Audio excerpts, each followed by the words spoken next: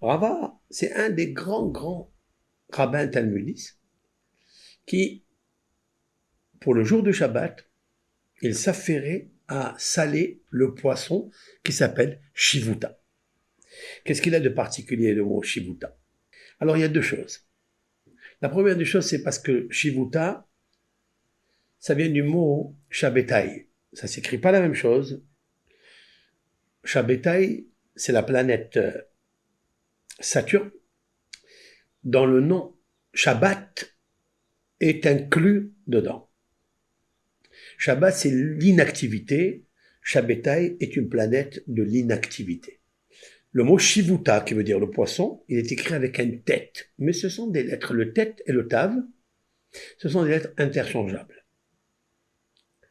Rava se préoccupait de ce poisson parce qu'il avait une grande particularité. C'est que le jour du vendredi, avant le coucher du soleil, il s'arrête de travailler.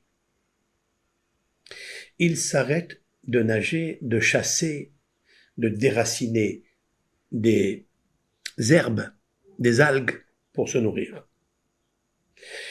Il y a qui disent qu'il monte de l'océan pour aller se poser sur un rocher et passer son Shabbat jusqu'à la sortie des étoiles du Shabbat. Il y a qui disent qu'il reste au bord de l'eau et il ne s'arrête pas de se reposer. Et Rava connaissait le secret. C'est l'inactivité de la planète, c'est l'inactivité que Dieu a fait, Shabbat Vaïnafash, de se reposer. Rava a trouvé aussi quelque chose de très intéressant dans le Shivuta, qu'il n'y a pas dans d'autres poissons. Car sa femme, Yalta, qui était la fille de Rav Nachman bar Yitzhak, qui était une femme très sage, elle a dit quelque chose, que tout ce que l'Éternel nous a interdit, il nous l'a permis d'un autre côté. Il nous a interdit de manger du sang, il nous a permis de manger du foie.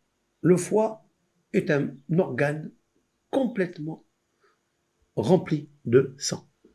Il a le même goût. Il nous a interdit